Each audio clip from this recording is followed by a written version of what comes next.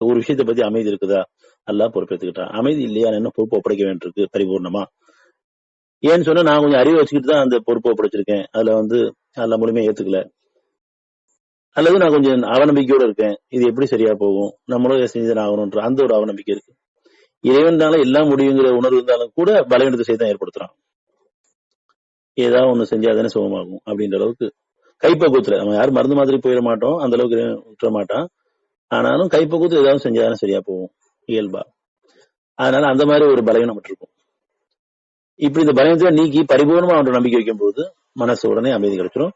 அந்த அமைதியில கிடைச்சதுக்கு அப்புறம் நம்ம திருப்பி அவங்களே அவன்கிட்ட ஒப்படைக்கும் போது, நீங்க ஒப்படைச்சாலும் அப்படின்னாலும் உங்களுக்கு அமைதி கிடைச்சது காரணமா அவங்க குடும்பத்தையும் அவன் பொறுப்பேற்றுக்குவான். நீங்க யாருக்காக கவலைப்பட்டிருக்கீங்களோ அல்லது யாருக்காக பயந்துட்டு இருந்தீங்களோ இப்படி ஆயிருமா அப்படின்னு சொல்லிட்டு அவங்களுக்கும் அங்க ஒரு பொலிவை கொடுத்துருவான், ஒரு தெளிவை கொடுத்துருவான்.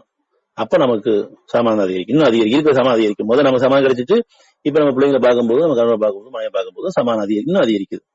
அப்ப நம்ம நன்றியோட இறைவனே நல்லபடியா சுகப்படுத்தி கொடுத்துட்டு இருக்க, இன்னும் நீ ஆரோக்கியம் காலமா இந்த கஷ்டங்கள் திருப்பி தொடராம நம்ம பார்த்துக்கும், எந்த விதமா இருந்தாலும் சரி நம்ம அதையும் அவன்கிட்ட ஒப்படைச்சிட்டா போதும். ஆக எல்லா வகையிலையும் நமக்கு அத்தாட்சியா பாக்குறோம்னு சொன்னா முதல்ல இறைவன்கிட்ட ஒப்படைச்சு, என்னையும் சரி என் குடும்பம் சமுதாயத்தையும் ஒப்படைச்சு அமைதி அடைஞ்சதுக்கு அப்புறம் அந்த அமைதியிலிருந்து விளையக்கூடிய விளைச்சல்கள் நன்மையா இருக்கும். நீங்க புதிய படைப்பை படைக்கப்படுறீங்க. நம்ம குடும்பத்திலையும் இருக்கக்கூடியவங்களையும் யாரும் நம்ம எதன் காரணமா அமைதி கெட்டுச்சோ, யாரும் காரணமா அமைதி கெட்டுச்சோ, யாருக்கு எது காரணமா கவலைப்பட்டோமோ பயந்துட்டு இருந்தோமோ அவங்களையும் அல்ல பொலிவா மாத்தி அமைக்காம போவாங்க. அதை அத்தாட்சியா பார்க்கவும் முடியும். ஆக நம்முடைய அத்தாட்சிக்கு அமைதிதான் முக்கியம். அந்த அமைதியா அத்தாட்சி தான்.